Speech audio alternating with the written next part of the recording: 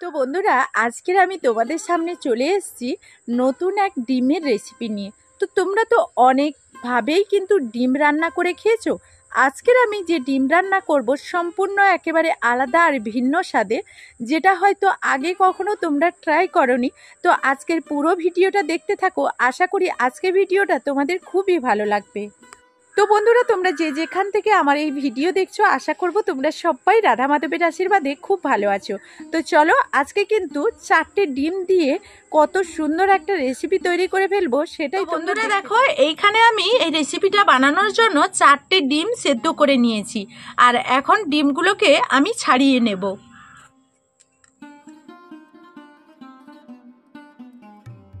তো বন্ধুরা, ডিমের এই রেসিপিটা তৈরি করে তোমরা কিন্তু ভাত, রুটি, পরোটা এগুলোর সঙ্গে সার্ভ করতে পারো, কিংবা এমনিও খেতে পারো।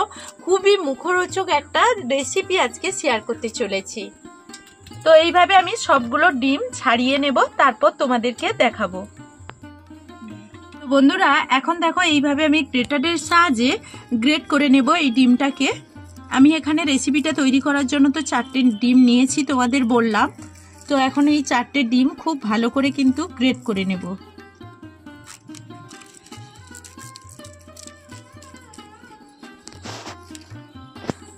তো বন্ধুরা, আজকের আমার এই ভিডিওটা যদি তোমরা ফেসবুক পেজ থেকে দেখো, তাহলে আমার পুতুল ফ্যামিলির পেজটাকে একটা ফলো করে লাইক কমেন্ট করে আমার পাশে থাকবে। তো আমি এই ধরনের ভিডিও, নিত্য নতুন রেসিপি আমি আমার ফেসবুক পেজেও দিয়ে থাকি। তো আর ইউটিউবের সকল বন্ধুদের তো অনেক অনেক ভালোবাসা। এখন কিন্তু আমি ডিমটাকে গ্রেট করে নিয়েছি।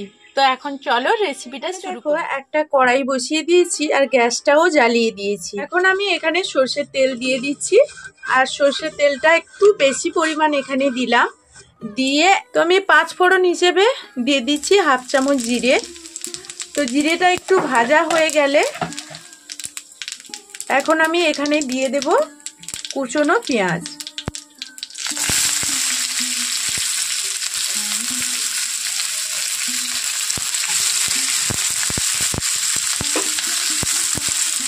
তো বন্ধুরা, পেঁয়াজটা কিন্তু বেশি একটা ভাজার কোনো প্রয়োজন নেই, হালকা আঁচে 1 মিনিট মতো একটু ভেজে নেব। একেবারে আঁচটাকে হালকা করে দেব, করে ভেজে নেব।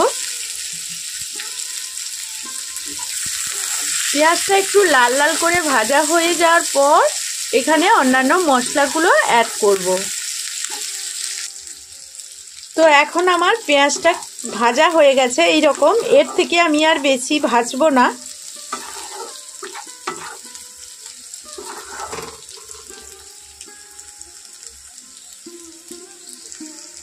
এখন আমি এর মধ্যে দিয়ে দেব টমেটো। তো এখানে এই রেসিপিতে একটু টমেটোর পরিমাণটা বেশি দিতে হবে। তো টমেটোটা আমি মিডিয়াম সাইজের 3টে টমেটো কেটে নিয়েছি।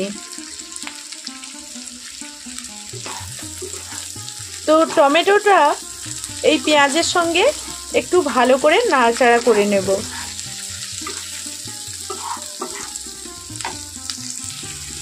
এখন আমি এখানে দিয়ে দেব লবণ। লবণটা দিলে তাহলে টমেটোটা খুব ভালোভাবে তাড়াতাড়ি কিন্তু সেদ্ধ হয়ে যাবে।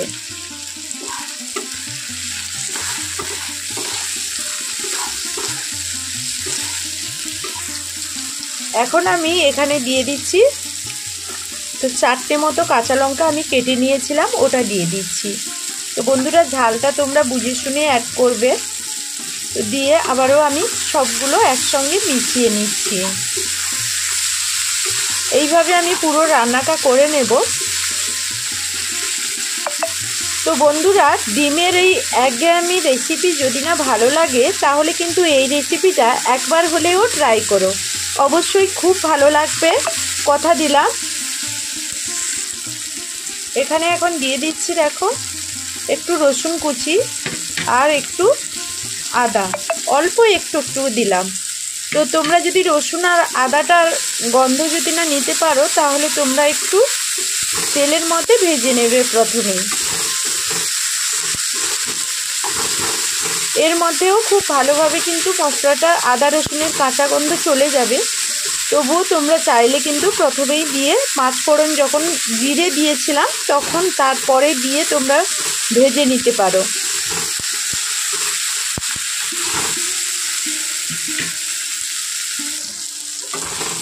তো এখন মশলাটা আমার আগের থেকে অনেকটাই ভাজা হয়ে গেছে। এখানে আমি কিছু গুঁড়ো মশলা অ্যাড করব।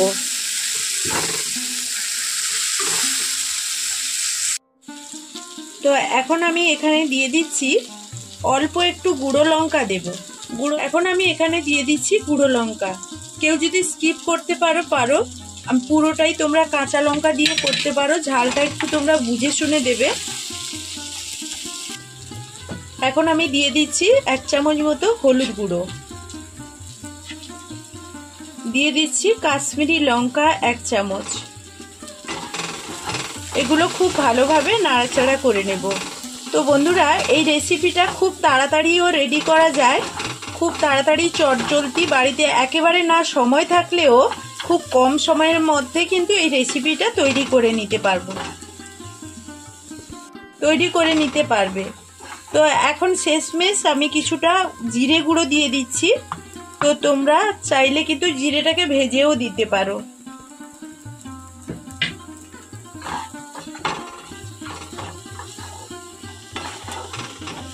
তো বন্ধুরা, তোমরা যদি আমার এই ভিডিওটা ফেসবুক পেজ থেকে দেখো তাহলে আমার পুতুল ফ্যামিলির পেজটাকে একটা ফলো করে লাইক কমেন্ট করে আমার পাশে থাকবে। তো ফেসবুকেও আমি এই ধরনের নিত্য নতুন ভিডিও দিয়ে থাকি, রেসিপি।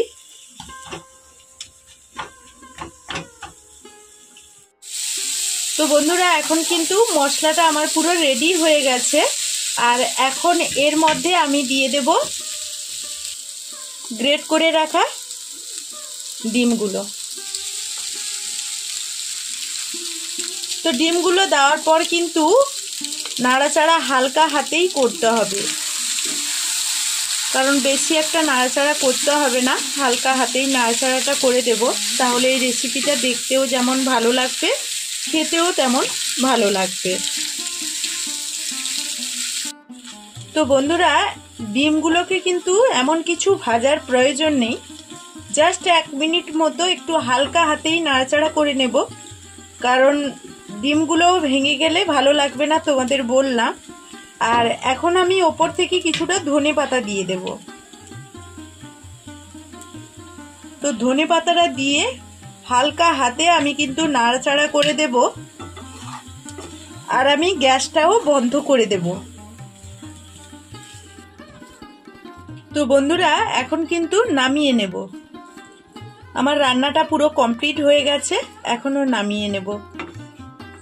আজকের আমি দুর্দান্ত স্বাদের সেই ডিমের রেসিপিটা তৈরি করে এখন সার্ভ করব। তো আমি তো এখানে 4টে ডিম দিয়ে বানিয়েছি। কেউ চাইলে কিন্তু 1টা 2টো এবং 4টের বেশিও ডিম দিয়ে তোমরা এই রেসিপিটা তৈরি করতে পারো। আর এটা শুধু বড়রা নয়, ছোটরাও যদি পায় তাহলে খুব খুশি হয়ে এই রেসিপিটা খাবে।